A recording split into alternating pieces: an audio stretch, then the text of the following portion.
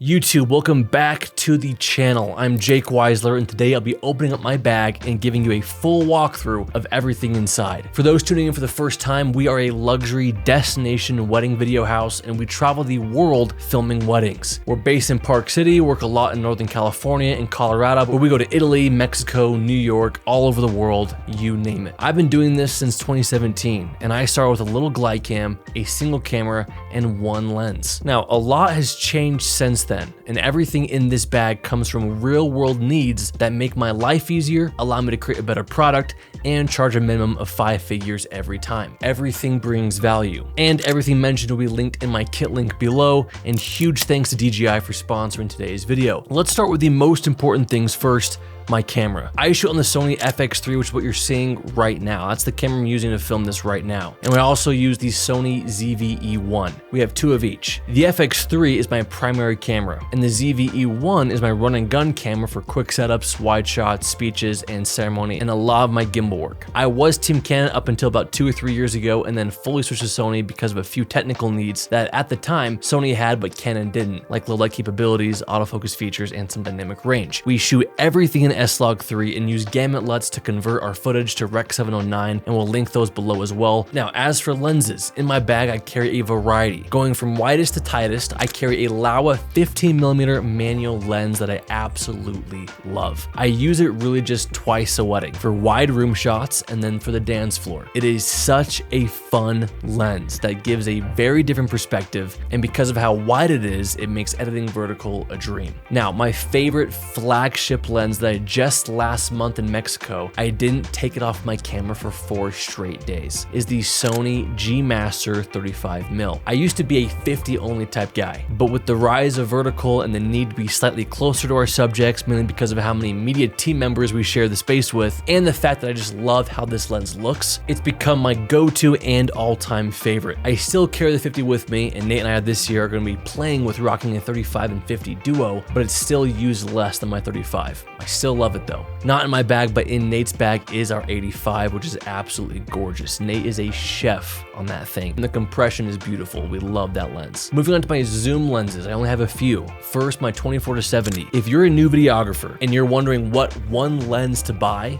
this is the lens. The only con is the high aperture, so it won't perform as well in low light, but nowadays most cameras have dual ISO or just bring lights and you'll be fine. I do use it fairly often when we're at events where I need to be versatile and have the ability to shoot wide and tight quickly. And lastly is the 70-200. We have 2 of these. They're primarily used for ceremony angles, speeches, location B-roll. We're not typically walking around with these guys, but they are a must for weddings. They let you get close without obstructing guests' views. So that's the brains of my setup. But I know what your next question is. Jake, I have that camera. I have those lenses, but my shots look awful. They're shaky. They're all over the place. Not even in a good way like J and Mac.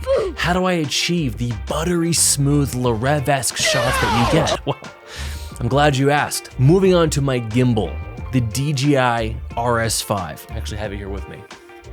Oh, small, smooth, sophisticated. I've been using DJI gimbals ever since 2019. There's no other brand I trust, and recently they were kind enough to send me their brand new RS5. The RS5 has a ton of new features, but I'm just gonna walk you through the ones that actually matter to me on a wedding day, starting with their brand new intelligent tracking module.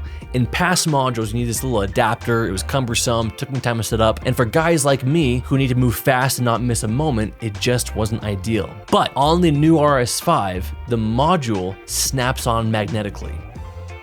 Super quick, super clean. Once it's on, you can select the person, people, or objects on the built-in touchscreen and track seamlessly, so you can focus entirely on your movement. You basically have a second operator helping you nail the shot, which is huge when you don't ever get second takes at weddings. My most common movement at a wedding is a parallax, moving one direction while panning the opposite. And this makes that way more consistent because it removes the trial and error. Another big upgrade from the RS4 Pro is the electronic briefcase handle. They've taken the old handle and turned it into a full second control system, so I can now get low angle shots without breaking my back now that I'm 30 years old. You've got gimbal control, record, mode, all right there, and it just makes operating way more comfortable. And they finally added fine tuning knobs on every single axis, and this probably is my favorite feature yet. We've been asking for this for years, and it makes balancing so much faster and so much more precise. And what happens when everything's balanced better? Your battery lasts longer and your shots are smoother. And then you've got the improved battery grip with faster charging, plus the Z-axis indicator that actually tells you if your walking is smooth or not, which is pretty wild. It's basically coaching your movement in real time. All of that combined, DJI just keeps making this thing faster, smoother, and easier to use in real scenarios. If you want to pick up the RS5, we'll link it below, but there's truly no way we could get our iconic sweeping shots without it. Moving on to the rest of our kit, each lens is equipped with the Peter McKinnon MagSafe variable ND filter, a 2 to 5 stop, so we can keep our shutter speed and aperture nice and low. But the most important thing in this backpack is the audio. Audio will make or break your films. I promise you it will. Great audio can make up for bad visuals, but great visuals cannot make up for bad audio. We use the Tentacle Sync lav mics, a little pricey, but they can be controlled from my phone, work with timecode, and have many other features that to me justify the price. And to make sure our lav mics remain hidden and not an eyesore in everyone's shots, we partner with Bumblebee to create our very own lav mic hiding kit. We'll make a whole video about these soon, but this invention is a decade in the making and is a wedding videographer's dream to capture perfectly crisp audio. Observe. That's okay. I don't have footnotes, cliff notes. I also have the Matt Johnson audio kit for all my cable needs and an XLR splitter because you just never know when you'll need it. For our field recorder, we use the Zoom F6.